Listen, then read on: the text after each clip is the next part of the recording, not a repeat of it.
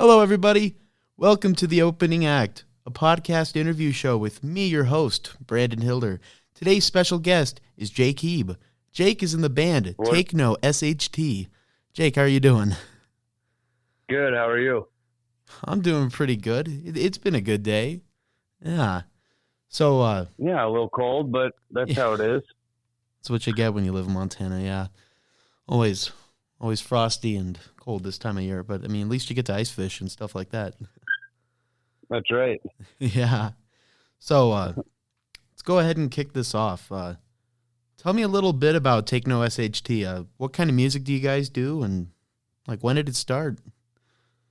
We're a thrash metal band. I would say more melodic thrash metal. It started 2 years ago. It's just a father and son band. My son Bryson, he plays saxophone in school, and he's in like all the bands in school. And then he asked me 3 years ago if I could teach him how to play guitar. Wow. And so I did, and I taught him a couple of things, but he pretty much taught himself, but he's way better than I am. So then a year goes by, and he's like, "Dad, can we be in a band together?" And I mean, like, as a dad to a 15-year-old at the time, like, my answer is going to be yes, because it's like, man, I remember being 15 and not wanting to hang out with my parents, you know? Yeah. That's really special. It started 2 years ago, and we've played, I don't know, a dozen shows or so in the last couple of years. That's so cool. Yeah.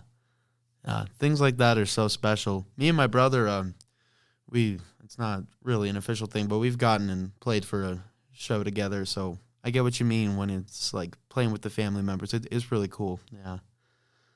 Well, yeah, especially, I mean, wait till you have kids, and when you get to perform with your kids, like, a lot of people ask me what was my greatest moment on stage, because I've been playing for 20 years. Yeah. And, like, honestly, the best moment I've ever had on stage is the first show with Bryson. Because, like, everyone was psyched to see us both. But, I mean, like, it was so cool to get to share the stage with your son, and he's a way better guitar player than you are, you know? So, like, that was really neat. Yeah. And I've like seen the videos of him on Facebook just like shredding, like absolute madness. It's pretty incredible. Yeah, and he taught himself how to do all that. Dang. Like, everyone's like, "Oh, you taught your son how to play," and like, I taught him some warm-ups and some hand rhythm techniques, and then I come home, like, I taught him that, and I come home like 2 or 3 weeks later, and he's playing "Hell's Bells" by AC/DC. And I was just like, geez, I don't even know that song, you know, but like, he just picked it up all by himself. Yeah, that's a difficult song. Yeah, that's what I said. And then, like, he started playing in 2020, right before COVID happened, and he signed up for school in Guitar 101 to learn how to play guitar and stuff. Well, when COVID happened, they all had to learn from home. And so then when he was finally able to go to the class, the teacher was like, "Let me see what you know." And he plays Eruption on an acoustic, you know, and the teacher's like, "What the heck are you even doing in this class?" And he's like, "Well, I didn't know how to play 6 months ago," you know? Wow. That's a very short time to be able to do stuff like that. Yeah. So, what is your favorite part about playing with them? Just like being on stage with them. What's the best part about that? Well, like, I've played in multiple bands, and like, you always have, like, you get along with some band members, and then some band members, you're like, this is my idea for the band, but I know they're not going to go for it, or they're going to have, so, you know, you always have like the one person that disagrees with you. Yeah. But like with Bryson, like, not only are we father and son, which is cool, but like on stage we get to be like best friends too. That's so cool.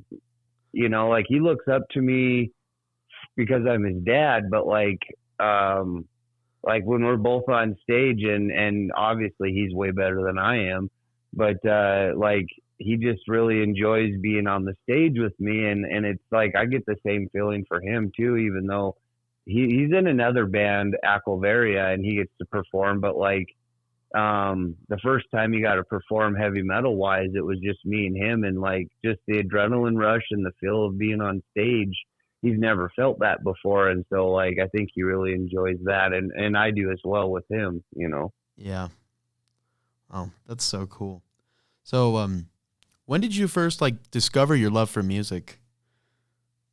Oh man, when I was like, I had to have been, I was a fifth grader when I played alto sax, which is funny because I didn't tell Bryson that I played alto sax. And then when he got to decide what instrument he wanted to play, he picked alto sax without me even telling him. Wow. So that was kind of cool. But yeah, it was fifth grade when I started playing that. And then freshman year, I did my fine arts credit, and then I pawned my saxophone for a guitar, actually. Oh, wow. Yeah, I was like, you can't get chicks with a saxophone, and picked up the guitar. But now in my later years, I mean, I have a girlfriend that's awesome right now, but like, you could definitely pick up a lot of chicks with a saxophone if you could still play. So, Oh, I bet. Everyone keep that in mind. Okay, guys, you're listening. You better keep that advice. Okay. So growing up and playing music, what bands and songs inspired you? Like, what was your favorite band as a teenager? Favorite band always has been and always will be Metallica. Oh yeah. You know, a lot of people are like, well, they're basic or they're old or they're this or they're that. But it's like, you know what? Like, I started listening to the Black Album, and I thought that was their first album until I started listening to them. And then I was like, holy cow, they have like 5 albums before this. And like, for how long they've been a band and the many different styles that they've done, like, in my opinion, they've perfected every style of music that you could do almost, you know, except for rap or hip hop or, you know, but like heavy metal, then just regular metal, then rock, and then country rock. Like, I feel like they've done the best that they could in all genres. And that's why I have 2 James Hetfield guitars, actually. Wow. He's my guitar hero. Yeah, he's pretty cool.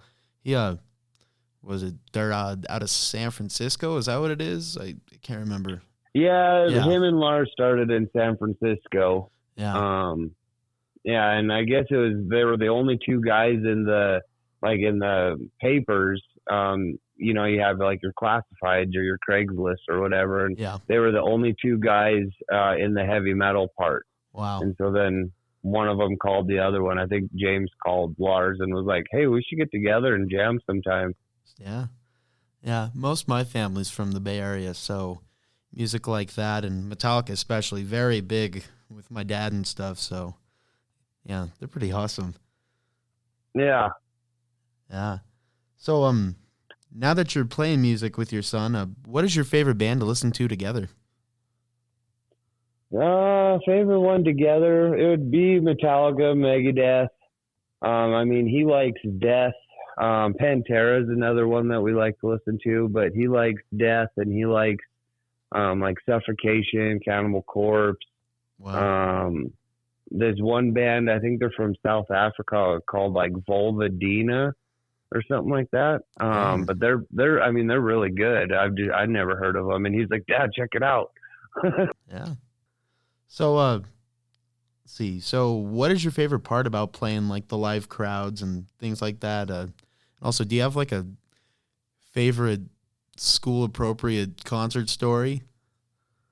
Okay. On the first question, my favorite part about playing on stage is honestly, it's the adrenaline rush. Oh yeah. And like, cause I mean, I played sports and stuff growing up, and like, it kind of relates to that adrenaline rush. But then when you look out and you see people screaming and cheering, and like, it's pretty crazy. And some of the bands I've been in, they sing along to your original songs, which, I mean, we're not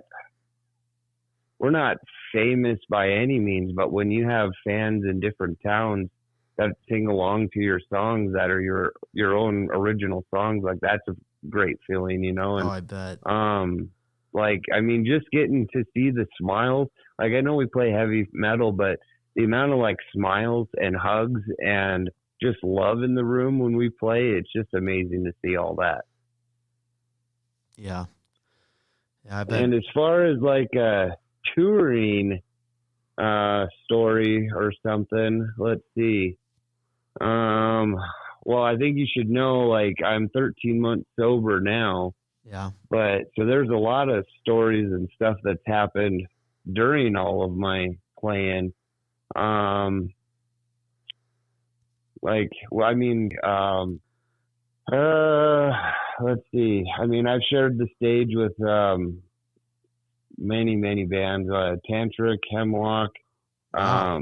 Spine Shank, Psycho Stick, Dang. a member from Glore, his band is called Mobile Death Camp, got to play a show with them. Mark Rizzo from Il Nino, he was in Soulfly.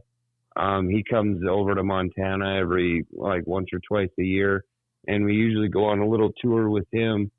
And so getting to play with a musician like that, and getting to play with those other musicians, and to find out that they're just normal people like us, but they just happen to write some good songs and make it famous.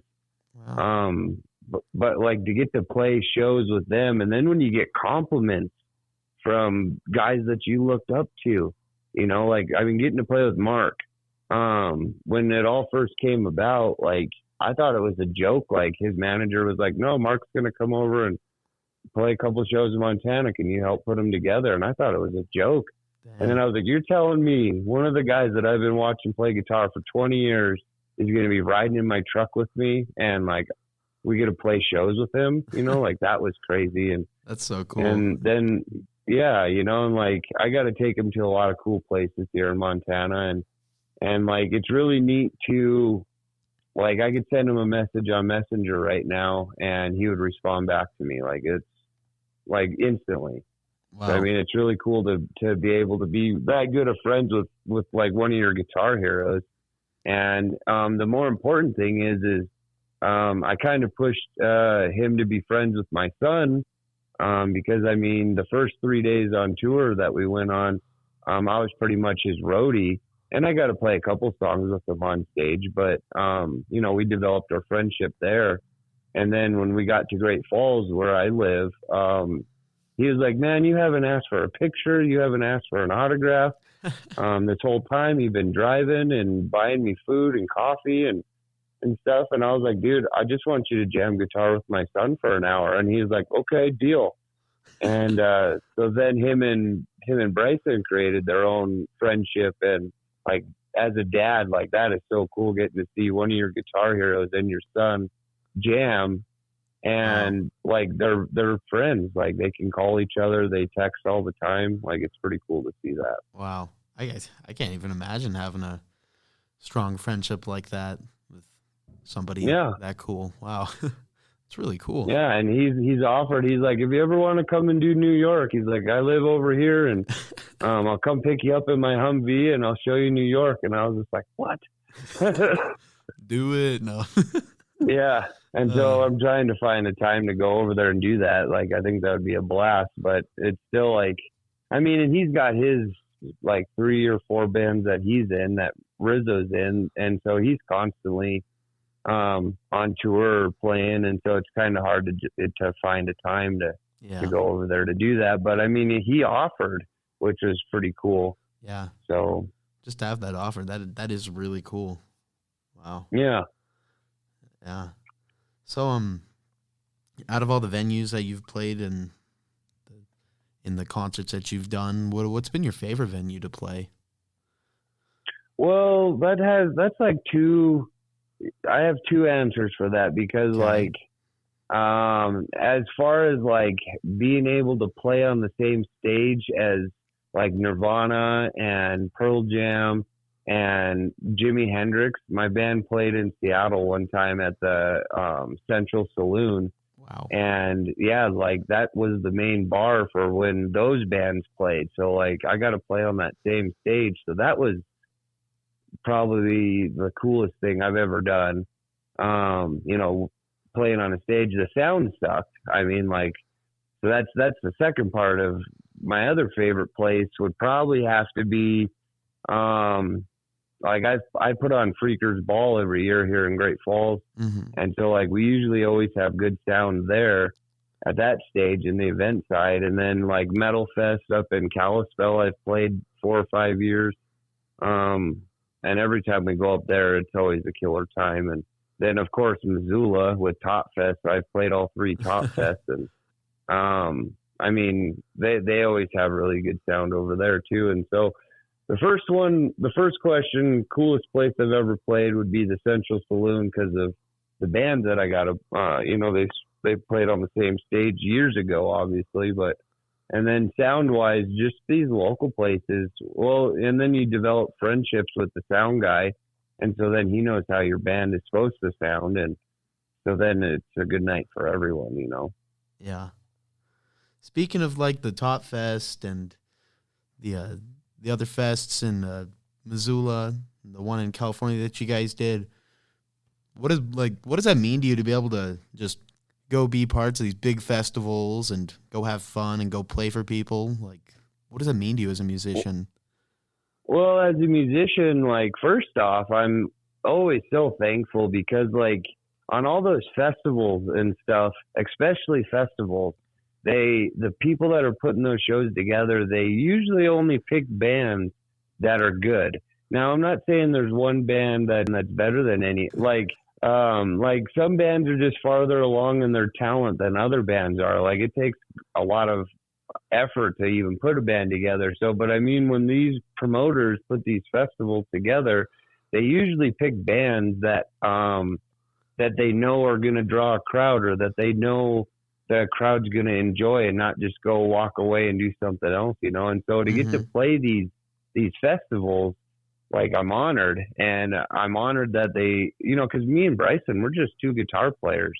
Like, there's no drums, not yet. We're adding a drummer right now. There you go. But I mean, the stuff that we've done, there's no drums and there's no vocals, there's no bass. It's just me and my son shredding. And so I mean, it's just phenomenal for me to get to do that.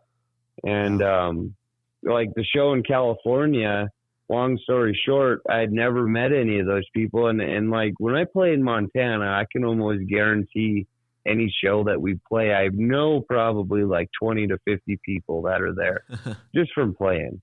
Yeah. And when we went down to California this last year, like, I knew the other band that was playing, my son's other band, but then there was 4 other bands that we had never even met. And so we go down there, and 2 bands play before us from California, and then me and my son from Montana. We're going to get up here and we're just going to play guitars for you guys. And like, the crowd didn't know what to think of that. But by the end of it, we had about 200 people just right in front of us, cheering us and screaming and hooting and hollering. And it was really cool. And then we impressed the promoter there. And so we're going to go back, this next year in July and play for him again. So that's really cool. Yeah. Yeah. So, with all the concerts you played, have you ever had like a string break or anything terrible like that happen while you're playing? Oh yeah. Yeah. Very common for me to break a string on stage. I usually try to change all the strings on my guitars, the ones I know I'm playing, like a week before a show. Mm-hmm. But, I always bring 2 and 3 guitars to every show that I play, because if I break a string on stage, in about 15 to 20 seconds, I'll be able to hook up to my other guitar and then jump right back in the song. Like, that's one thing that I always do is, in any band that I'm in, I'm like, if a string breaks, that's about the only thing that's going to happen. If I cut out, just keep playing and I'll jump back in, as soon as I get the guitar. Yeah. And, so yeah, that's pretty natural, pretty normal. Yeah. I hate it when that kind of stuff happens, though, because it just happens so quick. Oh, yeah. But, like, you can get upset and frustrated and mad about it. Yeah. But then your concert goers, your fans are going to see you get upset about it. And so rather than, like, getting upset, like, already have that situation in your head of, if I break a string, how quick can I get to playing that guitar? and everything switched over. I already have a plan in place so that if and when that happens, you switch over. And more times than not, people go, dude, I can't believe how fast you switched guitars and kept going. Like, you were only gone for 10 seconds, And it was like, yeah, that's the point, but just don't let it rather affect show them how you can bounce back rather than how breaking one string will affect the whole song and the whole, because you got to think some of those people have never seen you before. So if their first experience of watching you is you get halfway through a song and your string breaks and then you decide to stop playing the song completely and move on, like, people are going to remember that. They're always going to remember that, especially their first time that they see you. They're always going to remember that first time. Yeah. And so it's so important whenever you go on stage to get your mind ready, because you're not just going up there and playing for friends. Like, yeah, that's what I tell my son when we go up to kill the nerves. But like, you have to go up there and you have to put on a show. Like, that bar or venue hired you to do a job of holding their fans in front of the stage. And so like, you have to go up there and you have to, do your thing and got to do it. Yeah. And treat it like a job, Yeah. You got to put your best work forth and just push on through whatever happens. Don't make it look bad. Yeah. Yeah. And I totally get that. Yeah. It's like, I do a lot of theater, and when things go wrong, you can't make it obvious. You just got to go with it. And even if it is something that's super big, like a prop falling or theoretically the string breaking, you just got to recover as quick as you can and make it look as great as you can, just so. Yeah. It's a good skill to be able to have, to just not let things like that affect you and just continue to. It's definitely something that you have to work at it. Almost, and every show is different. I mean, you get on a string of shows and you get into a rhythm to where, like, the first, like, I get nervous before every show that I play, and people are like, really, you're nervous? You've been playing for 20 years. You've played thousands of shows. And it's like, well, as soon as you're not nervous anymore, you're not playing for the right reasons anymore. Yeah. And like, no matter if it's 10 people or 1,000 people, you still get nervous before you go up there, because everybody, you don't ever want to suck at what you're doing, whether it's work or school or performing. Like, anything that you do, you want to do good at. And so with performing, you really only get the one chance to go up there and perform your hour set or your however long you're playing. And so, like, yeah, I do get nervous, because if I get upset or pissed off while I'm up on stage, that emotion reflects to the other band members, and then it starts messing with them. And especially playing with my kid up there, like, I can't be upset or irritated, or I can't have any other emotion showing, because it's going to transfer to him. And that's the last thing a parent would want. And that's the last thing a band member wants too, you know? Yeah.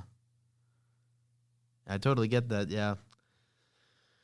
So, we kind of briefly brushed on this a little bit earlier, but, like this topic, but I noticed on your Facebook, I saw a post, said that you were in a gas station in Nevada, and somebody just came up to you, talked about the band, like asked a question, and then you ended up getting a free coffee. That's pretty cool. And then, was it before that you also saw somebody wearing one of your sweaters or hoodies? That's what it is. Yeah, sorry.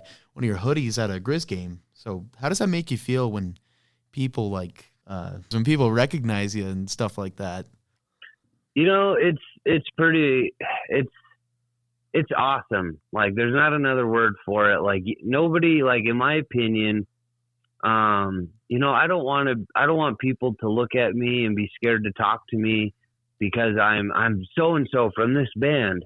Like, I would rather they wear my shirt, come up and say hi and say, thank you for putting out your music. Like, I mean, there's so many times, and that's one reason why whenever I play shows, I always bring about 10 shirts that I purposely throw out on stage, because not everybody can afford to come to a show and buy a shirt. And so if they come to a show, I think they deserve a shirt.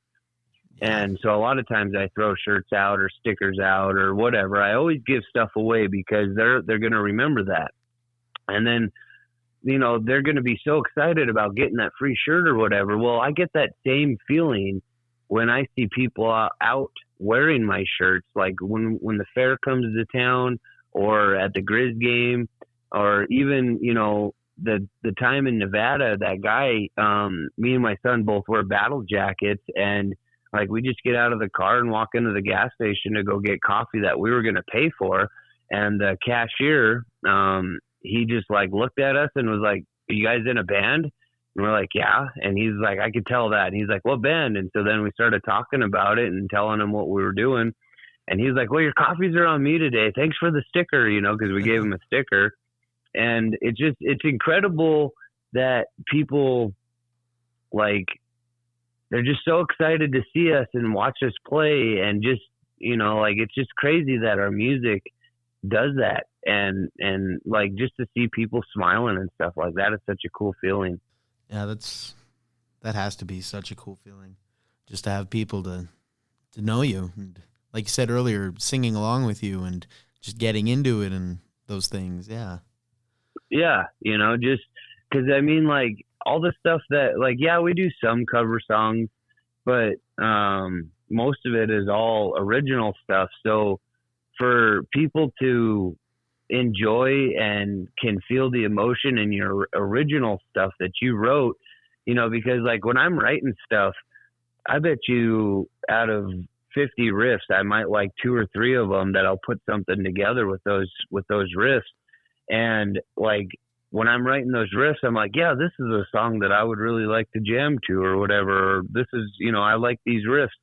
When you can do that to people that watch your music, and they get that same feeling of like, yeah, like these riffs are awesome, I really enjoy this. It's something you created that made them feel that way, and so like that's a cool feeling to do. And then when they get all nervous and want to come talk to you, like some people are like, "Can I have your autograph?" The first time I was asked for my autograph, I dropped everything in my hands. I was just like, sure, yeah, like this is amazing that you feel that you have to get an autograph from me. But now I'd sign anything. Like, it doesn't matter to me, but like, I'm always like, yeah, you want a picture too, or a hug or whatever. And a lot of times people are like floored that I'd be willing to take pictures or whatever with them. And it's just like, dude, I'm nobody famous. I'm glad you like me, and I'm glad that I influenced you, but like, I'm nobody famous. I'm just a normal person. Like anybody can get up there and do it. It's just crazy that it worked so well for me and my son, Mm-hmm. Yeah. I've only had one experience where I actually had a band member of a band like willing to take a photo with me, and I remember how cool it was. Like, he was just like, "You want a photo?" I was like, "Yeah, let's do it." And I think being there for the people and the fans, it's an important thing. Yeah. It's really and cool that you like, do that. And like, I don't ever, like, if we ever made it famous and got to do this for a living, I mean, I think that's kind of every musician's, I wouldn't say dream, but like, everyone would like to just make being a musician their only job if you are a musician, because like you do get a tour and play a lot and meet people, and who knows, like if we did get huge and famous, there's a lot of politics in music to where like they might say you have to charge for pictures and stuff, but like I would always, like I said, I give shirts away, I give stickers away, I give all that stuff away just because it makes other people happy. Like, it makes them so excited that because they might only had $20 to get into the show, and now they get a shirt and a sticker and whatever else and a picture, and they didn't have to pay for it. And so like, to bring that to people, like, that's where I'm at with it, like I would rather make people happy than to make money off of them. Yeah. That's really cool. Yeah. So now I've gotten all the good serious questions out of the way. Do you have a little bit of time for a couple goofy ones? Yeah. Okay. Let's kick it off with the first kind of silly one. What's your favorite movie? Favorite movie is Rambo. All 5 of them. Nice. My dad likes those ones too. Well, what is your favorite quote? And that actually comes from a Rocky movie, which I do like all the Rocky movies, but I love those too. Life isn't about how hard you hit. It's about how hard you can get hit and keep going. That's probably my favorite line. It's a great quote. Yeah. I do the announcements every morning for my school, and I usually share a quote, so I'll probably say that one tomorrow. Awesome. Yeah. Then this last question, kind of one of the last goofy questions, I'm going to try to make this the signature question that I ask every single interview. So this question, It comes from my favorite TV show, which is Chuck, which aired like from 2007 to 2013. So if you were on a deserted island and could have one type of sandwich with you to like eat every day, what kind of sandwich would that be? You can be as in detail or as not in detail as you want. Peanut butter and jelly. Classic. Can't go wrong with that. Because that's got your protein, that's got your carbohydrates, it's got your sweets, it's got everything. And in fact, like those Uncrustables that you can get at the store, I always get 2 boxes of them. Probably every 10 days we go grocery shopping. And I always get 2 boxes of them, and we're always out, like 3 or 4 days later. So can't go wrong with those. I eat a peanut butter jelly sandwich almost every day. Lunch. Exactly. It's a good sandwich. Then last question to kind of tie this all off. It's a good one. What advice do you have for any of the students listening to this? So there's going to be a lot of students at my school, hopefully, that are going to listen to this podcast. So what advice do you have for them? Oh, man, what advice? Well, honestly, and all you remember that I'm 36 years old. So high school was 18 years ago for me. And it's really cliche, but really, whatever you put your mind to, you can do it. You just have to figure out a way to do it. Yeah. You can't change the rules of life, but you can figure out ways to win at life. And, don't ever do stuff for other people to make them happy. And as selfish as it sounds, is you really need to make sure that you're happy, because if you're happy, you're going to put off the best version of yourself. If you're unhappy, you're putting off the worst image of yourself. So in anything that you do, whether it's schoolwork to relationships to work to playing in bands, do it with a happy heart and do it the way that you would want to do it. That doesn't mean be selfish and just like, no, we're doing it my way. That means if you're not happy doing something, you need to change it up, because after, like, say you have 5 things that make you happy, if 4 of them are making you unhappy and there's only one bringing you happiness, you're not going to be the best version of yourself. So in every aspect, everything you do, make sure that you have a good, happy heart, because then you're going to be the best version of it. That's great advice. And I hope everybody listening to this can put that to work, because it is some real solid information. Thank you for sharing that. Yeah, you're welcome. Yeah. So it's been a pleasure having you and getting to talk to you and know you. It's been likewise, man. So hopefully we can stay friends. And down in Butte in February 4th, I can get you more details on that. But Take No, SHT, and about like 6 or 7 other bands are going to be playing down there. Sean Rock's Hoskins, I think is his name. He's on the radio down there, and if you tune into whatever station he's on, he is basically promoting the show and everything. And so, we'll be down there February 4th. Dang, I might have to go to that. Yeah, heck great. Yeah, you'll definitely have to. Yeah, I'll keep you informed on all the details on that. Nice. I'll talk with him and see if there's a flyer or anything made yet. But yeah, here in 2 months, we'll be down there. So sweet. Yeah, I might have to be one of those fans that have to ask for an autograph after the show too. So heads up on that. Yeah, and a picture. You can't do much without a picture. So gotta have that. Yeah. Thank you once again for coming. It's been awesome talking to you, and so I hope you have a good rest of your night and try to stay warm. It's cold. Right on. Thank you. Yeah, you too, buddy. I got to go watch my 4-year-old now. They're putting on a thing at her daycare. I actually have to head out here in a few minutes to go watch her sing. So yeah, well, good luck with that, and hopefully you enjoy it. Right on. Well, thanks, buddy. Yeah, thank you for coming. We'll talk to you later. Sounds good. Okay, thank you. Bye. Thanks. Bye.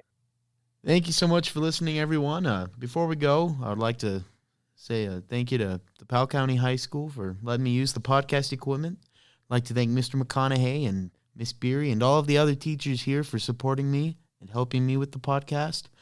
I would also like to give a huge thanks to Hannibal Hayes of Bitterroots Recordings and Ridgeline Recording Studio. He's helped me find most of the artists that I've been interviewing and am going to interview. This truly would be not possible without any of you. So thank you so much. And with that, please subscribe, because why not? And have a good rest of your night.